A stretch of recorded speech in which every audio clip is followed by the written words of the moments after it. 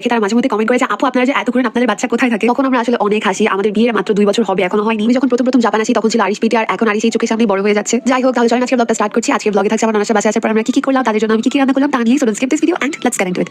Hello lovely people, আমি Sneha and I hope all of you are doing great. যেহেতু ঠান্ডা, আমি 2 মিনিট পর পরই লিপ বাম অ্যাপ্লাই করতে থাকি, তাই লিপ বাম অ্যাপ্লাই করছিলাম আর আপনাদের দেখাচ্ছি আজকে আমি কি করেছি। তো আমি রান্নার প্রস্তুতি নিচ্ছিলাম। আমার হাজবেন্ড গিয়েছিল আমার নানাদের বাসায় তাদেরকে নিয়ে আসতে। জাপানের ওয়েদারটা কিরকম জানি না, বাংলাদেশে যেমন শীতে কোনো বৃষ্টি থাকে না, এখানে শীতের মধ্যেই বেশি বৃষ্টি থাকে। আমি ভাবছিলাম বৃষ্টিতে একটু খিচুড়ি রান্না করলে ভালোই হয়, তাই ভুনা খিচুড়ি রান্নার জন্য 18 দিন পর আমি ওকে দেখছিলাম। আমার কি যে শান্তিটা লাগছিল, ঘুম থেকে উঠছিল তাই একদম চুপচাপ ছিল, আর আমাকে দেখে কি একটা হাসি দিয়েছে। সবাই কিন্তু আরিশকে দেখে মাশাআল্লাহ বলতে ভুলবেন না।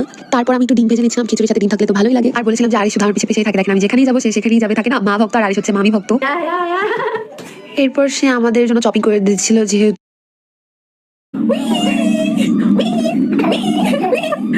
আর এই পাজামা সেটগুলো অনেক কমফোর্টেবল, আপনারা কিন্তু নিতে পারেন আপনাদের বেবিদের জন্য, যেহেতু অনেক কমফোর্টেবল কাপড়। আপনার ফুল স্লিভ, হাফ স্লিভ সবকিছু পেয়ে যাবেন। আর আমার পুতুলটা দেখেন কি খুশি, কি হাসি দিচ্ছে, মাশাআল্লাহ।